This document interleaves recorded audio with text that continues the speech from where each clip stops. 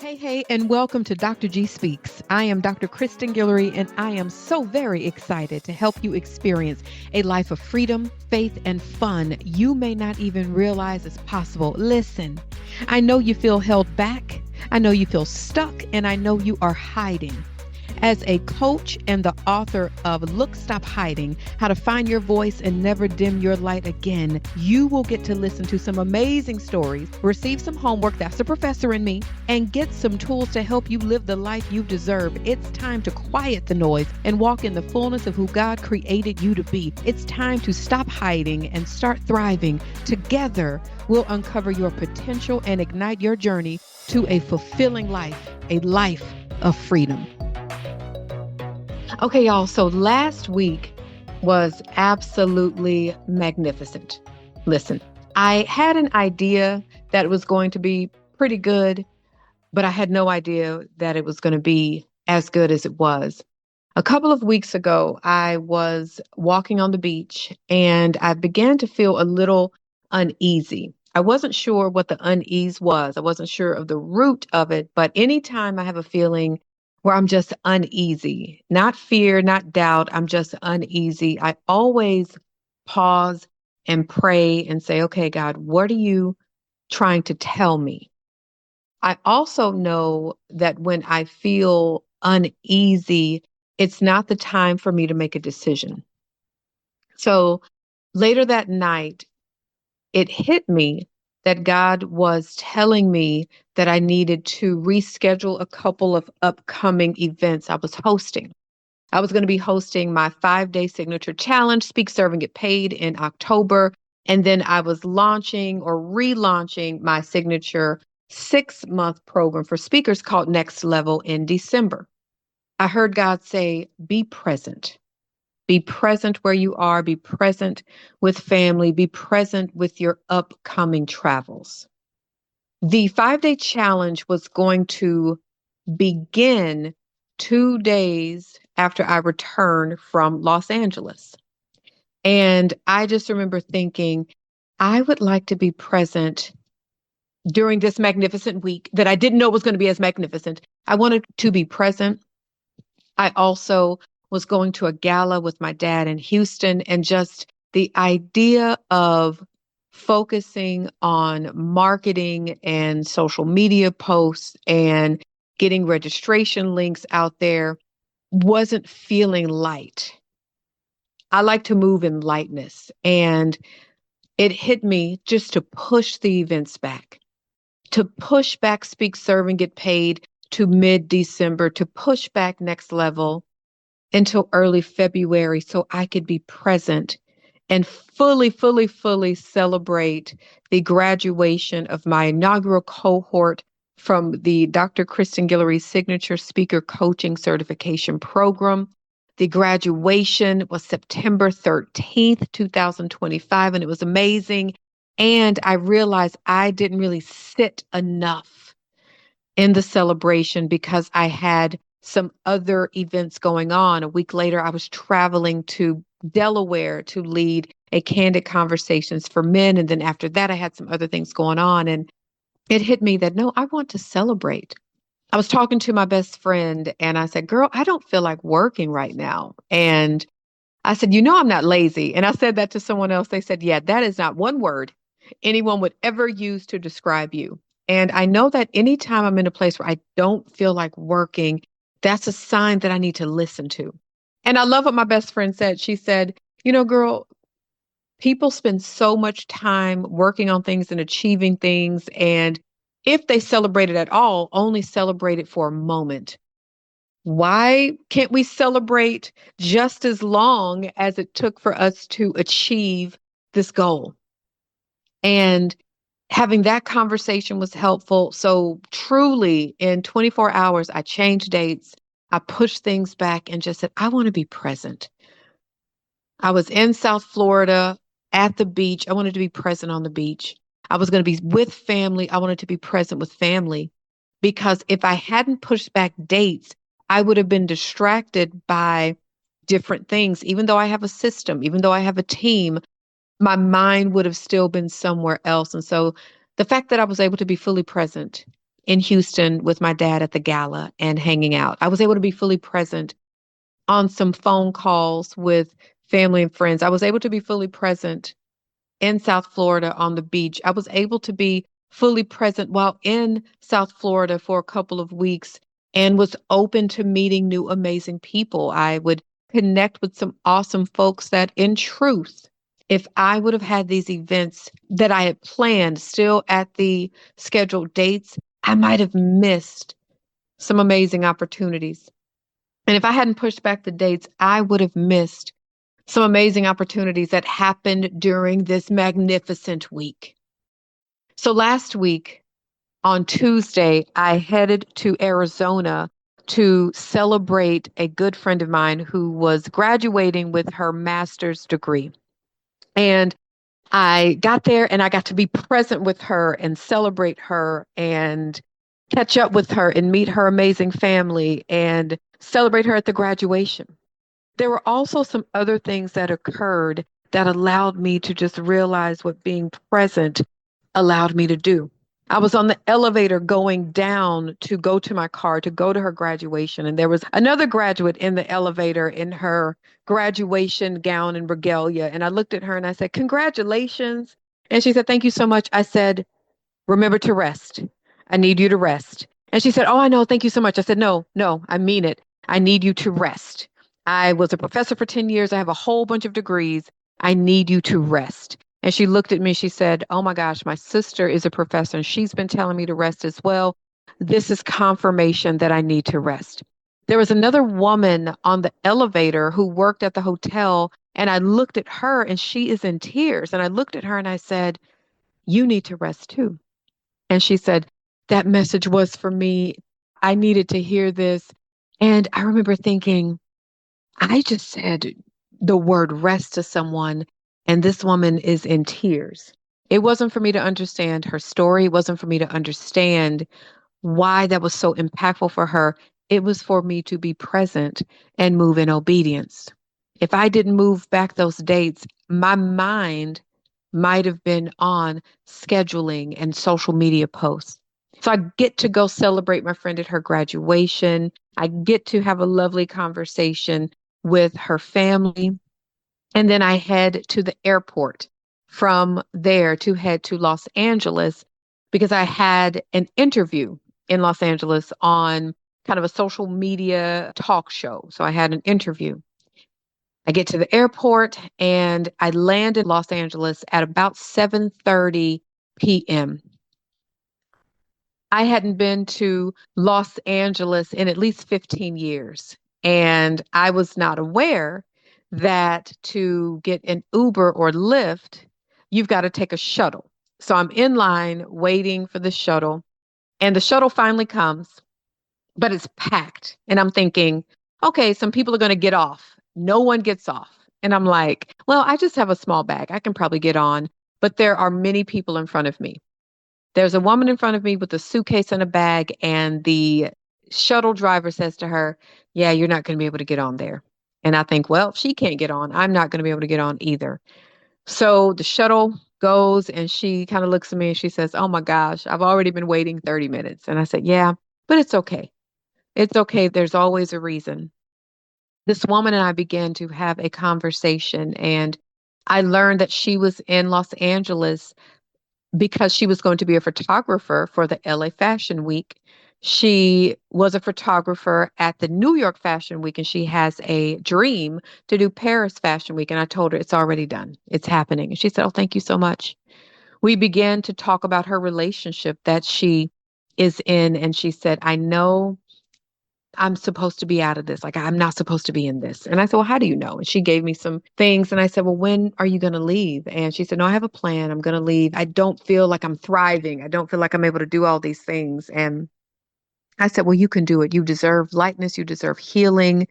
You deserve to do this. And you can do this. You can." I began to tell her a story about something that happened during one of my events, a singles event that I hosted, about a woman realizing that she was in a relationship that she should not have been in. And while she had an idea that she should not have been in this relationship, There were different factors that kept her there, as I'm sure many people can relate. She stayed because there was fear. She stayed because, fear of being alone, and they've been together so long. And I'm telling my new friend at the Los Angeles airport this, and I just said, God has his hand on you. Trust that. There's so much more in store. And she says, I'd like to read something to you. And I said, okay. So she goes in her purse. She pulls out this handwritten note, this handwritten letter that she had written on the plane to LA, and she reads it to me.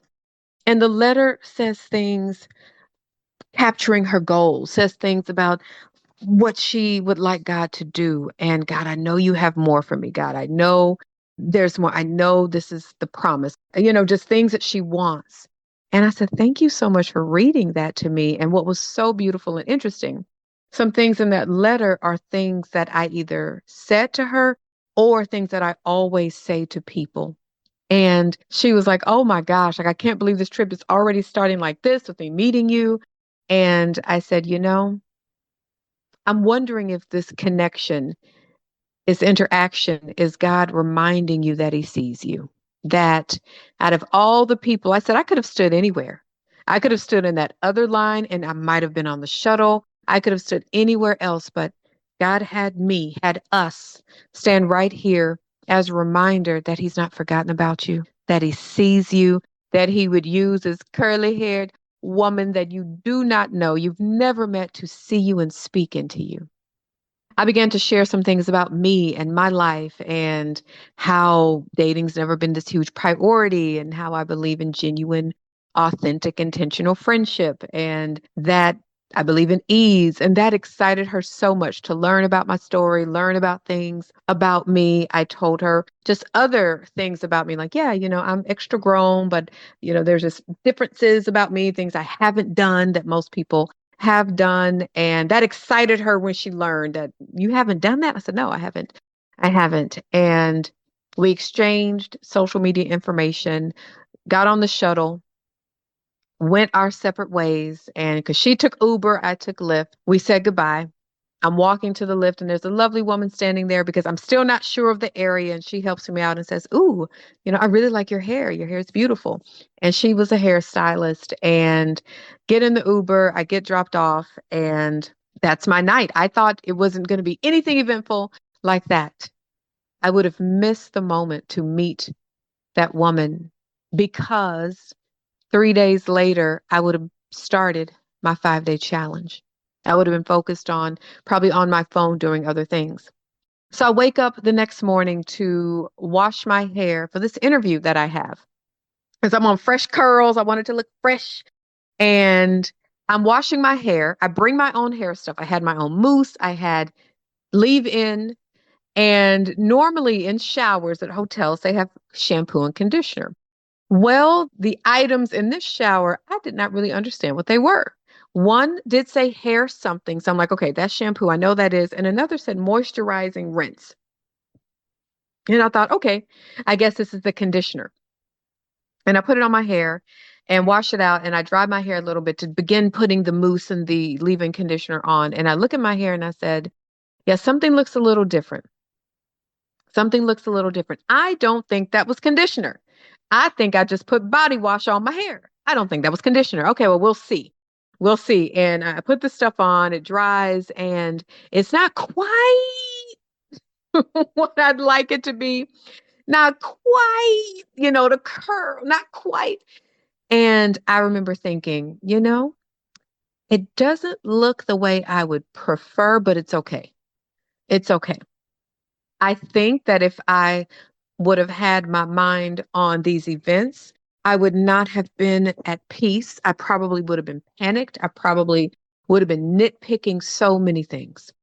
So I get to the studio for the interview and I sit next to a lovely woman who is going to be interviewed before me. And we have a brief conversation. And her friend comes and I get to meet her friend. And the woman is going to be interviewed, lovely spirit, lovely person.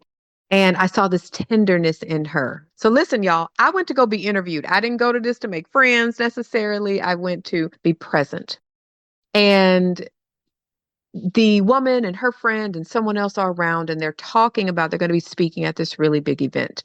And this one woman says, "This is what my talk is, and it's because of this and this and this." I said, "No, that's your opening right there. That's your opening. Oh, by the way, I'm a speaker coach and do this stuff. That's your opening." They're like, "Oh my gosh, you should do that and you should do that. And I see that in you and I see that." And they're like, "Wait, what is happening? Like, who are you?" And they were lovely, lovely women. So then I'm interviewed. And before I'm interviewed, the host, I look at the host and I said, "I can tell you really enjoy what you do."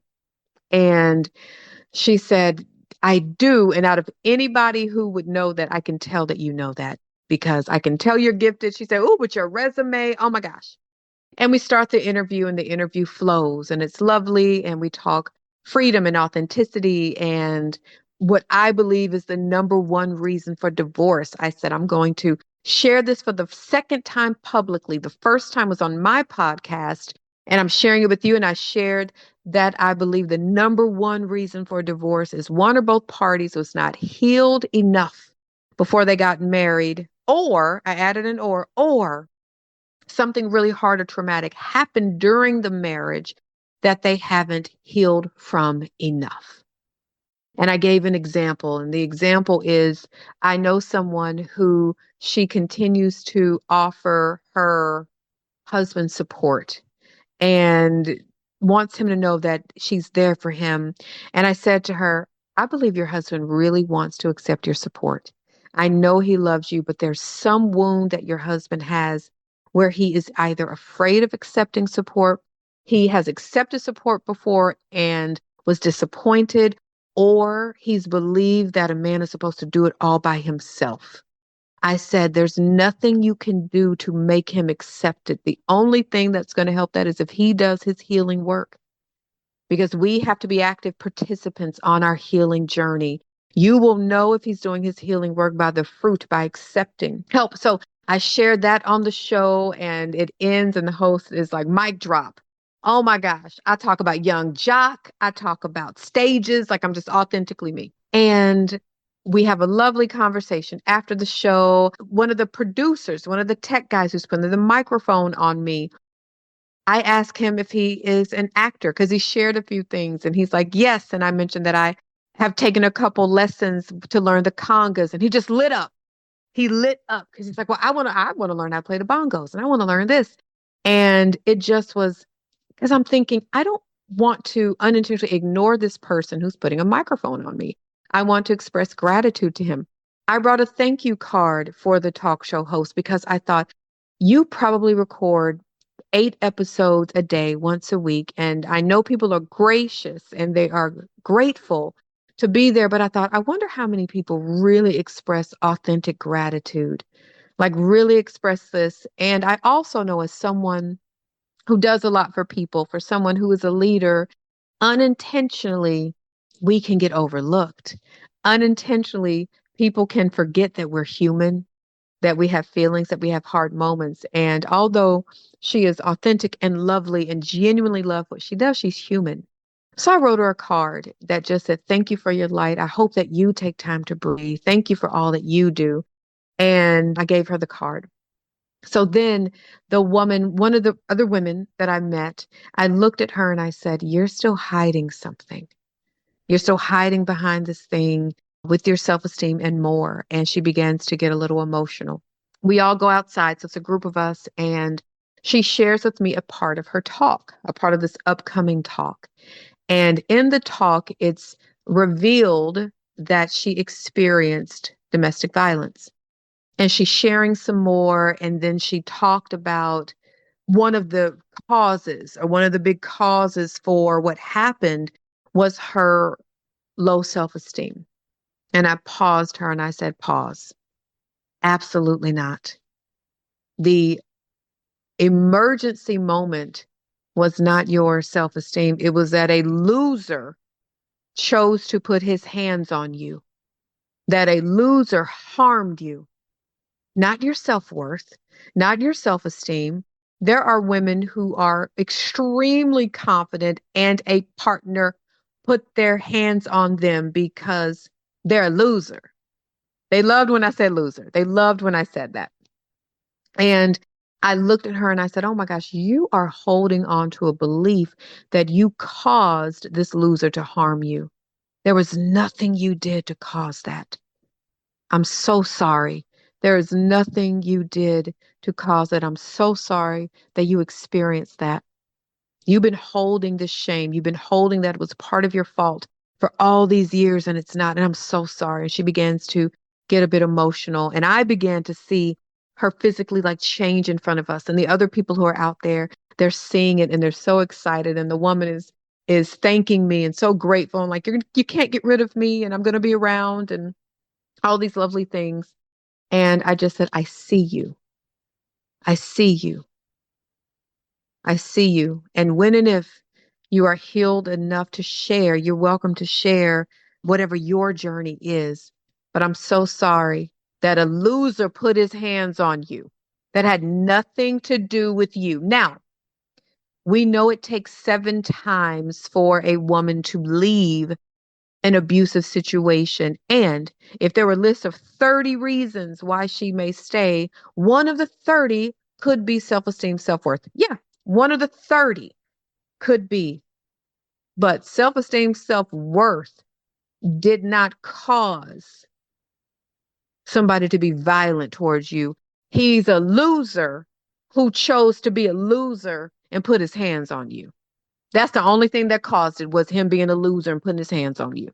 Again, they love me talking about being a loser. And so we talked and it was a beautiful moment and we hugged a lot and it was a beautiful moment again with all of us there. Again, y'all, I might not have been present for the Holy Spirit to use me if I didn't listen and push back these events.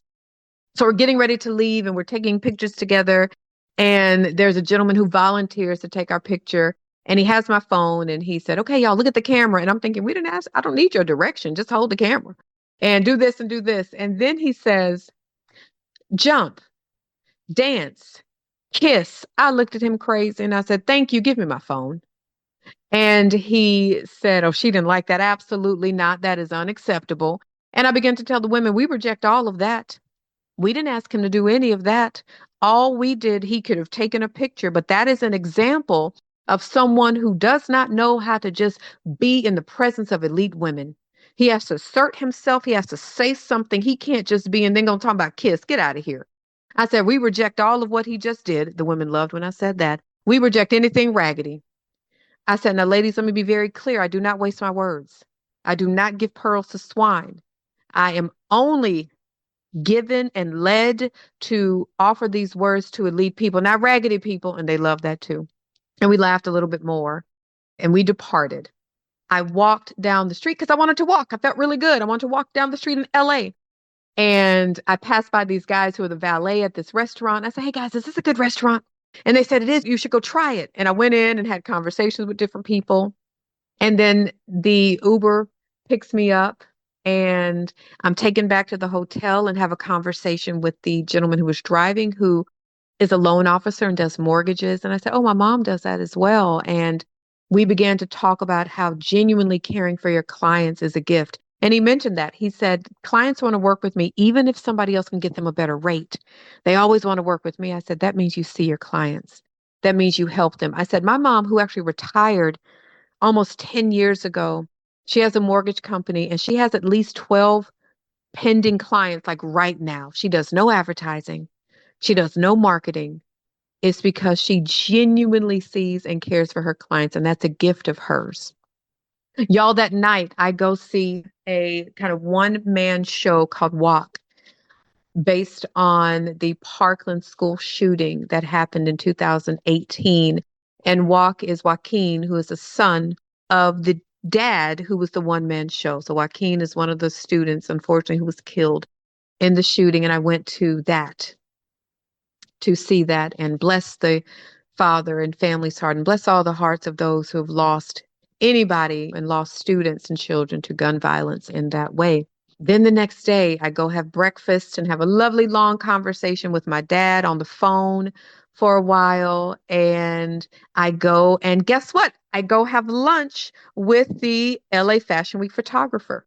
We meet up and have a lovely conversation. And she's asking me questions and I'm asking her questions. And she winds up doing this kind of impromptu photo shoot of me when we're in the restaurant that I thought was so kind. And she was so excited to share some goals that she had and that she's working on these projects and that she felt so free that weekend and mentioned, that her boyfriend didn't necessarily like that she was there, but she knew she needed to go. She knew she needed to be there. And she went and had an amazing time. Then after her, I met up with the son of one of my clients and I began to support. I've supported him prior to, and we walk a while and this young man who's 24 is walking by. He made sure to walk by the street when we're walking. I can only eat certain things right now because of this gut cleanse that I'm doing. And he made sure to say, no, we need to find a restaurant that you can eat. Let me check. So he gets on his phone to do some research about places in walking distance we can go. We get to a restaurant. Before looking at the menu for himself, he looks at the menu for me. I'm just checking to make sure that you can eat something.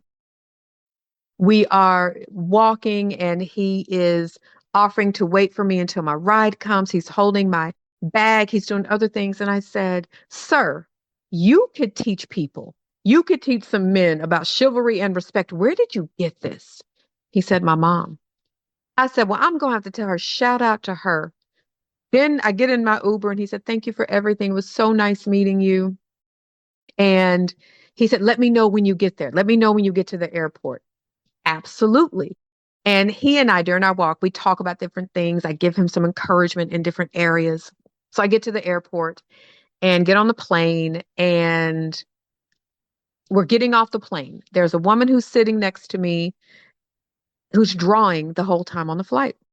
And I just look at her and I said, are you an artist? And she said, oh, I am. I'm drawing this thing. And she said, well, I'm a makeup artist. That's what I really do in film and television. And I'm working with this one main actor and I do his makeup and all this stuff. And we talk and she's lovely. And she's like, oh, it's so nice meeting you. And I get her information. And I'm like, I wonder who the actor is. And the actor is one of the top actors in the world. I was trying to think, do I not say? No, I can say because it's public on her pages. So the actor, y'all, is Harrison Ford. For real, that's the actor you travel with to do his makeup. And she loved it and had such a beautiful, gentle spirit. And I began to reflect on those 4 days, 2 days, 1.5 days in Arizona, 2 days in Los Angeles. And I would have missed these opportunities if I wouldn't have been present. One of the women I met, we're following up. The talk show host is like, oh my gosh, we've got to connect. Can we do some work together and projects together? Being present, being obedient, trusting that God restores time, trusting that God's plan is perfect. And even during the time, there was something else that was on my mind a little bit like, oh, I think I need to reach out to this particular person. I think I need to reach out to this. And God said, not yet. He said, not yet. Let it simmer. Not yet. And the peace that I've had where on paper, it may not make sense to people like, wait, it's been that long since there's been a conversation there or that y'all have talked about that or that project has been addressed. God said, I need you to trust me and be present. And what a gift presence is. And y'all, today, 2 hours before me recording this, I spoke to one of the women I met in LA to talk about things and get to know each other even more. And what's so interesting is as we were talking, they called me fairy godmother and the angel in the shiny shoes, the angel in the hot pink, because, oh my gosh, you're so gifted. We witnessed it. We experienced it. You have a gift. And as we were talking today, she said, you're like walking in freedom. You're walking in freedom. Like that should be your hashtag. That should be what it is. I said, oh, it actually is. I say all things freedom and gratitude. She said, oh, it is? I said, yeah. And I'm so grateful that's what you see. She said, I see nothing but freedom on you. The Kristen 10 years ago, 8 years ago, 5 years ago, 4 years ago, 3 years ago, even might not even believe the level of freedom I am today, might not believe the level of peace I have today, might not believe the courage and obedience and being present today because I'm someone who liked to be in control. I needed to always know what was going on. But listen, God has been telling me, let me do it. You've done your way for years. Now, what if we fully did it mine? And y'all, I'm so grateful I did. I got amazing rest in the midst of all that I said I did over those days. Guess what? I got amazing rest. I slept like 10 hours one day, 10 hours another day. Since returning, my sleep has been great. Before, my sleep has been great because I've been present. I've been obedient. I've been leading into gratitude, freedom, and prayer. Affirmation for today. I am present every moment of the day. I am present every moment of the day. Affirmation number 2. I trust God even when it doesn't make sense. I trust God even when it doesn't make sense. Thank you so much for listening to the Dr. G Speaks podcast. And if you enjoyed this episode, please share it with your friends and family. Thanks again, and I'll see you next time. Deuces.